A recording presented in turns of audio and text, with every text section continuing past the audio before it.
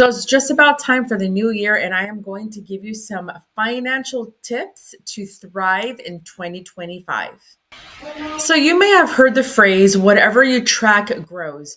If you are on a diet, then you know that you might have more success if you write things down in a food journal because sometimes we eat mindlessly and we're trying to figure out why can't I lose this weight? So for some people, it benefits them to write everything they eat down in a food journal, or you can have an app on your phone where you track everything that you eat, count the calories and all of that stuff, right? But when it comes to our finances, I meet with so many families, and when I ask them, "What is your discretionary income?" Sometimes they'll say $1,000, and I'm like, "Okay, so discretionary, in other words, means that after you pay all your bills and all of your expenses, you've got $1,000 left over." And they say, "Yeah, just about." And I say, "Okay, so." As I'm going through and I'm going through their tracking and their finances, I ask, well, how much do you have in savings? And they might say, not a whole lot, maybe like a few $100s. And I said, okay. Or sometimes I might even say a couple $1,000s. And I say, okay, so you're telling me that at the end of every month, you have $1,000 left over, but in your savings, you either have a few $100s or just $2,000 or just $3,000. That means that only for the last 3 months, you've had an extra $1,000. Or are you really probably spending more money than you realize? And usually it's the latter. People, if you look at your finances on paper, maybe on paper you should have this amount of money left over, but we go and we spend and we eat out and we buy things that we don't really need. So money just tends to go everywhere. So one suggestion that I have for you is to really be diligent about how you are going to spend and also save your money. So let me give you this example. Okay, so take a look at this example. And this is just an example. You've got to do whatever works for you, but this is just a standard example of a budget that you could use. So let's say tithing is 10%, your expenses 40%, you're planning a trip 10%, leisure 10%, maybe you've got charity that you're working with, another 10%, and money towards your investments, another 10%. So that is just an example of you have to do what works for you. Okay, that's just an example. So this is a way that I track it. So first of all, at the first of the month, automatically my tithe goes. If I make more than my initial monthly tithe to my church, then at the end of the month, once all the commissions come in, I give extra. Okay. The second thing is it allows me to be diligent when it comes to my money. So as my commissions come in, I've got money that goes to charity. I've got money that goes to my expenses. I've got money that goes to any future trips that I want to take. You see, when I sit with families and I sit with my agents, for example, I'm going to give you this example. When I sit with my agents, sometimes they'll say things like, once I make a certain amount of money, then I'm going to go on this trip. Or once I do this, then I'm going to do something. And while it's true that a Disney cruise is going to cost you more money than miniature golfing, you don't have to put your life on hold until you make a certain amount of money. You're already making money. You're already bringing money in. All you have to do is be a little bit more diligent with how you're spending that money. Do you know how many clients I sit with and I say, what is your discretionary? And discretionary income means how much money is left at the end of the month after you pay all of your expenses and all of your bills. And I'll have a client that will say $1,000. And I say, okay, so then how much money do you have in savings? And they'll say anything from a few $100s to like $3,000 or maybe $5,000. And I say, okay, so you have $1,000 left at the end of the month, but you only have $3,000 saved up. So that must mean that you've only just begun to have $1,000 left over at the end of every month, or maybe on paper, that's what you should have, but you're spending your money without really being diligent. And maybe you might be spending a little bit more here, spending a little bit more there. And then before you know it, that $1,000 just turns out to a few $100s that you have left over. And then an emergency hit, and then you grab that money from savings. So it's this constant cycle of money not really growing. So if you become diligent now with your money and you say, okay, as my paycheck comes in and as my commissions come in, I am going to divvy them up and put them in different little buckets. Then what you're going to find is that these buckets are going to grow because you're being diligent and you're actually have a plan in place and you're going to achieve it. Without a map, you're not going to be able to achieve it. If you want to drive from California to New York, you need a map. And then you've got to get in the car and you've got to start to move into the direction of where you want to go. So, what are your plans for 2025? Do you want to take a trip with a family? Do you want to buy a car? Do you want to buy this house?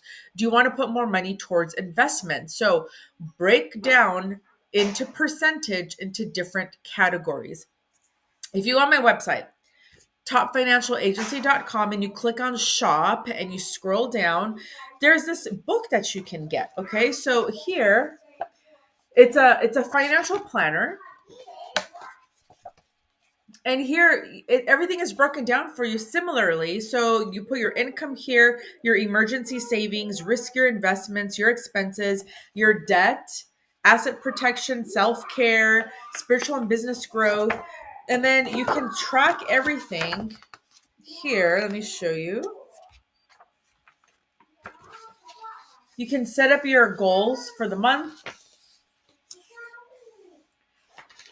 everything that comes in, your daily movement, expenses, and income tracker, just so that you can be a little bit more diligent and really be aware of where is my money actually going. So that's topfinancialagency.com. Click on shop. Now, if you go to the website, topfinancialagency.com, just on the main site, there is a free financial strategy for life blueprint. And that will give you a bigger map, a bigger vision. You'll be able to put down exactly where your money is going, what your goals are, and that's going to be your initial map so that you can thrive in 2025 and make these different financial moves moving forward. Now, another thing, and this is the thing that I've done, I also have another Excel tracker where I have all of my actual expenses written down. So I have everything from whatever editing software I have the name, and I have the dollar amount of it. I have my mortgage, my HOA, everything I have broken down in an Excel. And now this other one is a bigger vision of how I'm going to put my money in different buckets. I also recommend that you open up a high yielding savings account. So maybe let's say you have a trip planned. You can put this money aside into your high yielding savings account, and that's going towards your trip. If you have any charities that you're involved with, you put your money towards there, because you can open up, let's say, a Marcus or a Barclays account and open up different little savings account, and then just use your regular bank for money in and out to pay your expenses. So when it comes to charity, let me talk about that. So one of the first things that I did, by the way, if you don't know about me, just a little caveat, I'm a widow, a single mom of identical twin girls.